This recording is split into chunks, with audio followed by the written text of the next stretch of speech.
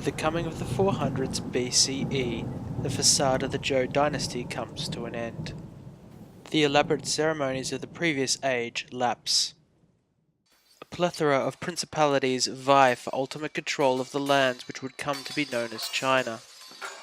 In the chaos of what would later be called the Warring States period, an unknown author borrowed the military credentials of a famous general from the previous Spring and Autumn period, Sun Tzu. The book they wrote would come to be known in the West as The Art of War, a timeless classic. The author, whom from now I shall refer to as Sun Tzu, was a revolutionary in military thought. Historically, Chinese warfare had been based around the contest of aristocrats, mounted in chariots, vying for glory on the field of battle. Over time, however, these chariots had given way to infantry armies of massed peasants conscripts, armed with spears and eventually crossbows. However, the armies of these princely states were still commanded by the aristocracy, with all the flaws and faults of a warrior caste, steeped in a tradition antithetical to the brutal, realpolitik world of the warring states. Sun Tzu saw warfare as the ultimate responsibility of the state, a matter of utmost importance. First and foremost, warfare was the domain of the general, and for Sun Tzu the interference of the ruler of a state in the affairs of war was an unacceptable distraction. The ruler should decide on the course of action, to go to war, and then permit the general to undertake the campaign. Sun Tzu was harshly critical of the previous generation, who had gloried in war as a matter of honour and deed. For him, war was purely for the advantage of the state. If it was not to the benefit of the state to wage war, then it should abstain. With this in mind, Sun Tzu's maxim was that the best method of victory was to win without fighting. Maximum benefit for minimum expenditure. Sun Tzu did not only repudiate the aristocrats as wasteful, he also denigrated them as amateurs. The ideal army of Sun Tzu was not the romantic warriors of the mythic past, but a well-oiled machine, easily commanded by a general as if he was leading the hand of a single man. With this the case, Sun Tzu puts a premium on the intelligent commander, a sage general who is able to best employ the tool put into his grasp.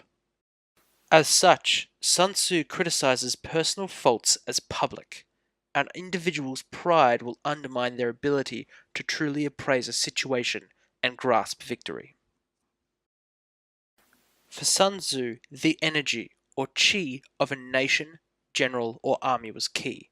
It was the finite resource which could be expended in the aim of achieving the goals of the state. As such, the soldier's morale was key to preserving the fighting strength of a force. An obvious example is how he stated that armies disliked the low and the damp, and liked the high and the dry, avoiding areas which encouraged disease and discomfort. Sun Tzu urged commanders to take the fight to the enemy's land rather than fighting on home turf. Of course, there was the practical benefit of living off the enemy's resources, minimizing one's own logistic burden, but this was once again another psychological factor of morale. It was depriving peasant conscripts of the easy option to run home. For Sun Tzu, the true battle for morale was psychological, in terms of controlling and shaping the perception of soldiers as to how they were fighting, where they were fighting, and their likelihood of success. Having a clever general and an effective army wasn't enough to prevail in the new order. One needed to know when and how to employ it. The army was like a boulder, but the clever commander would place it on the highest hill and move it with the most effective lever at the right time to send it crashing down with all its might upon the enemy host. The maximization of the force of the boulder would best be described as seeking situational advantage. For Sun Tzu, this situational advantage has come from the flexibility of the military, the exploitation of the terrain, and the weather. Flexibility came from the drilling of the military, allowing for the reconfiguration of the host to counter the enemy. The exploitation of the terrain was not only in terms of physical features, which were difficult or easy to traverse and defend. Terrain was also defined in terms of its relationship to the combatants, their position, control, and whether it was within their own territory or the territory of the enemy. The weather includes the friction and chance that came with fog, rain, and fire. Although all combatants suffered from the same conditions, some benefited more from the effects than others. Fog screened the assailant, dry weather spreading fire, which spread fear into the defenders of forts, and heavy rain rendered bows and artillery useless. The clever commander combined the effects of his or her forces, terrain, and weather to maximize their own situational advantage, applying their own strengths against the weaknesses of the enemy, acting like water flowing around the rocks of the opponent's bulwarks. Gaining situational advantage was key, but it required the commander to be informed of his or her surroundings. To achieve this, Sun Tzu advocated for the active use of spies, describing 5 different types. Local spies, to give you the lay of the land in your opponent's territory. Internal spies, traitors working within the house and camp of your enemy. Double spies, the spies of your enemy who have been compromised and now work for yourself. Living spies, iron-willed servants who would sneak into the enemy's stronghold and gather information, the ancient Chinese version of James Bond. The combination of these 4 types of spies made what Sun Tzu called the divine skein, a web of information keeping the general apprised of his or her environs. However, I mentioned that there was 5 spies, and it is to this final type we must now turn.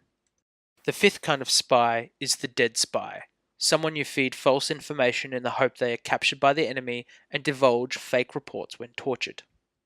This is in the hope of misleading the enemy's own divine skein and leading him or her into misfortune.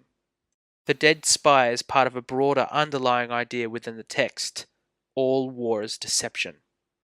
This links back to the commander, whose ability to remain calm and not give away information to the enemy is key to depriving them of a valuable source of intelligence.